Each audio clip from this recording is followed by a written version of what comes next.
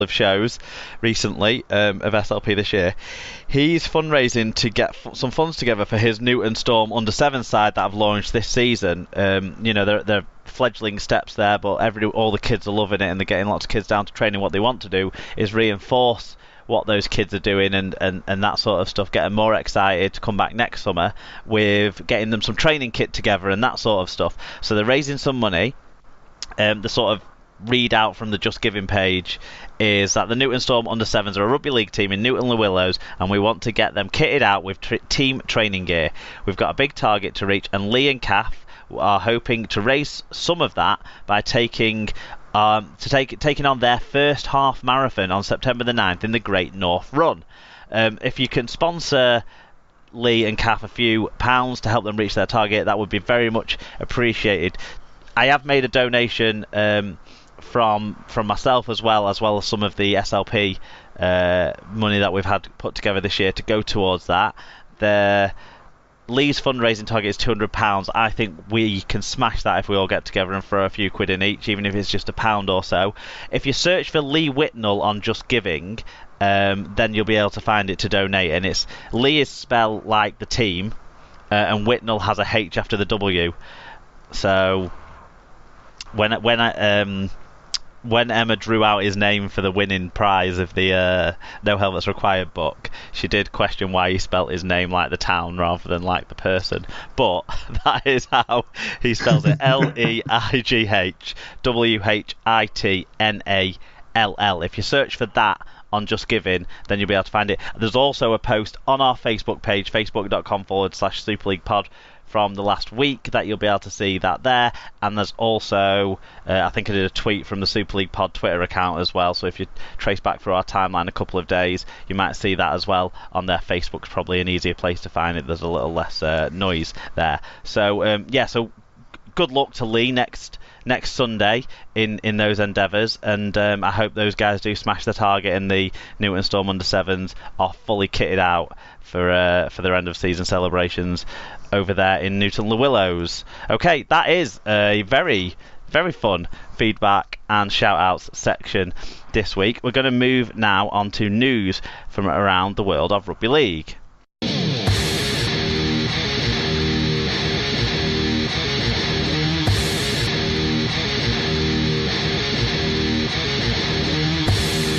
News now, sponsored by rundom.run. So for you generous souls out there wanting to support the SLP family, the generosity needs not end yet, because every year Dom does stupid runs in stupid costumes to raise money for Martin House, and this year is like no other.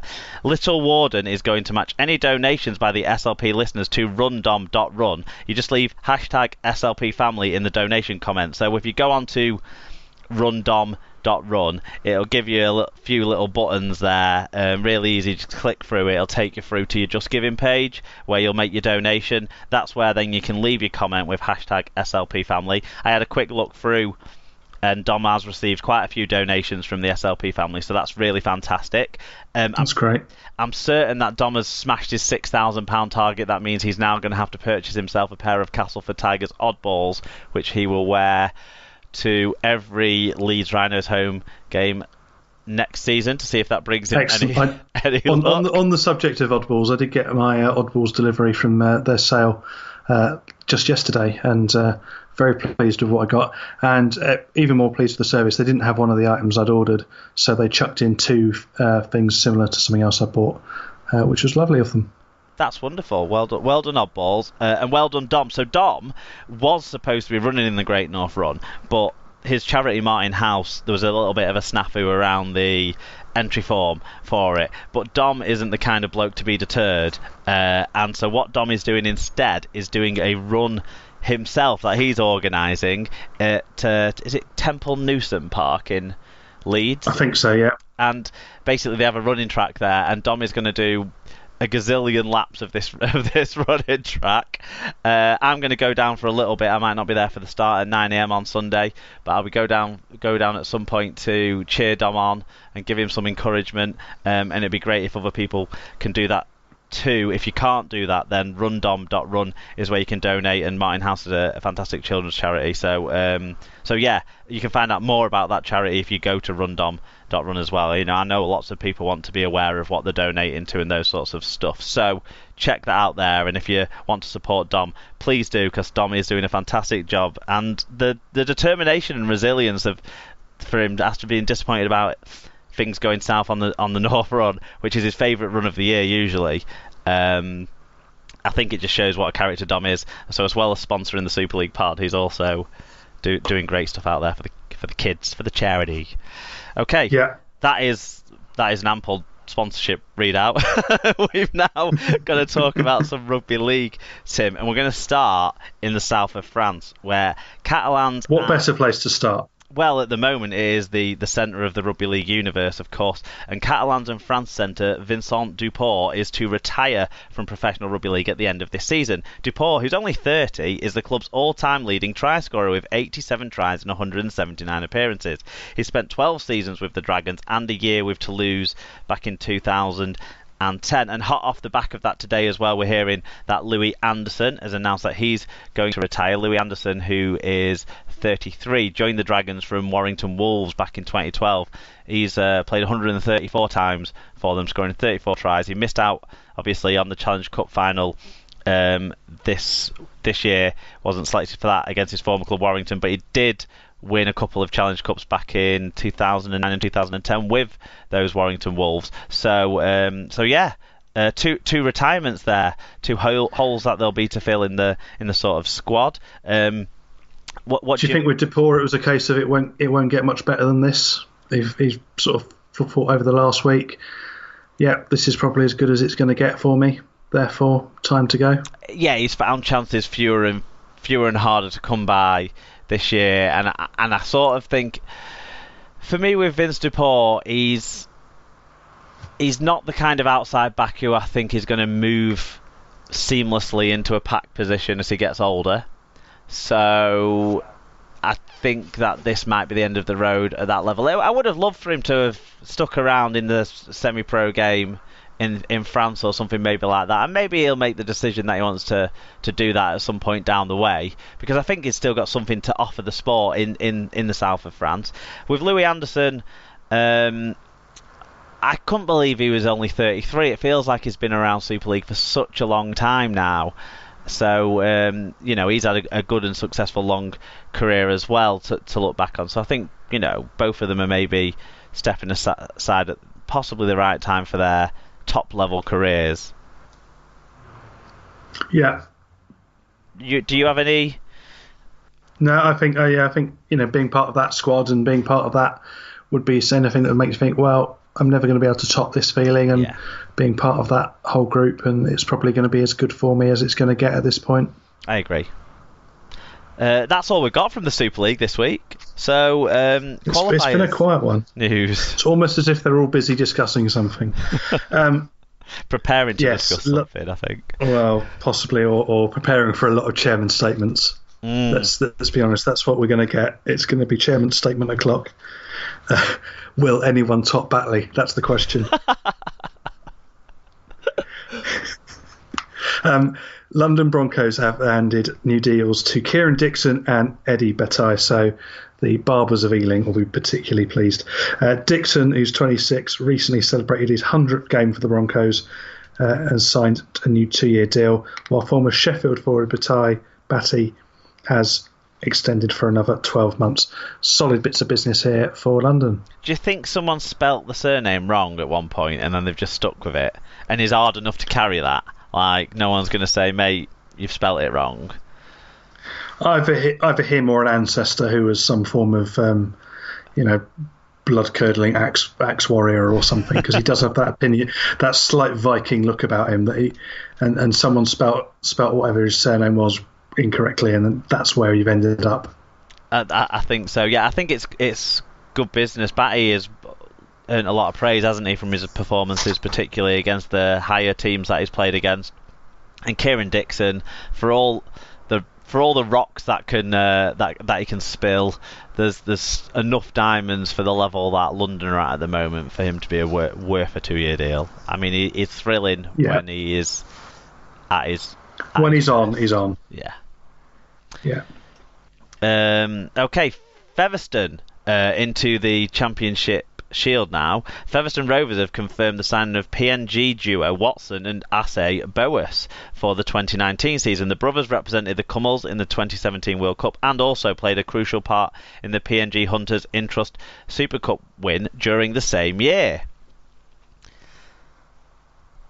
Yeah, so it's good news for Featherstone getting 2 more people because they needed 2 at the weekend. Well, they needed 3. 3. Yeah. It'll be interesting to see how they go. I'm not sure what legacy Featherstone has with bringing international signings over and them being like... Tanguy Party did well for them, didn't he? Yes. Going back a bit. Yes, that's a good shout. He was... he did all right till Rangi Chase rearranged his face. Rearranged him, yeah. So... I mean, I've only seen them play in dispatches, really, these 2 players. I think they've got some qualities and got some weaknesses, and it'll be interesting to see what can be pulled out of them and where they might play. Will they play them as halfbacks? I don't think they would play them as a halfback pair, so they might have to find other ways of using these guys. Yeah, possibly. Well, possibly it could be similar to sort of Maurice Blair, where he started off as a halfback and then ended up either in the pack or as a centre. Yes, there's a possibility. I think that's what I was thinking as well. More that one of them could end up playing in the centre positions. Okay.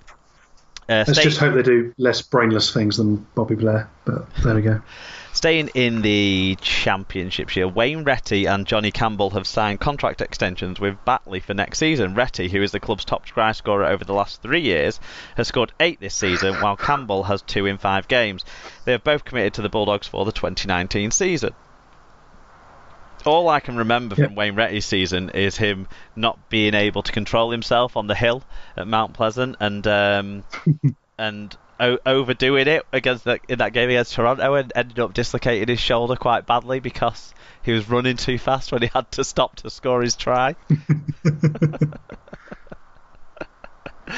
What's going on in League One? Yeah, in League One, James Green has signed a new 1-year deal with Bradford. The 27-year-old joined the Bulls from Cass Tigers in July and has impressed during his time in League One, now earning himself a contract extension. So another bit of someone tied down for next year with Bradford. They're building quite a squad and quite a stockpile there. Yeah, and assuming they go into the Championship, James Green is a player who can cut it at that level. His biggest issue is avoiding suspensions, I've found, but he's a player who can play at the Championship level, no bother. Definitely. Okay. Hunslet captain Dwayne Straffier. Dwayne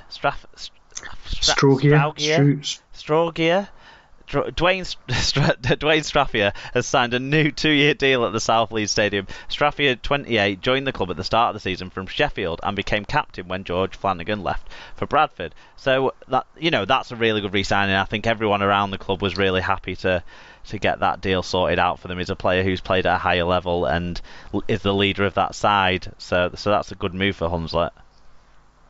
Yeah. Speaking of signing old experienced players, Robbie Farah and Benji Marshall have both signed new 1-year contract extensions with the West Tigers.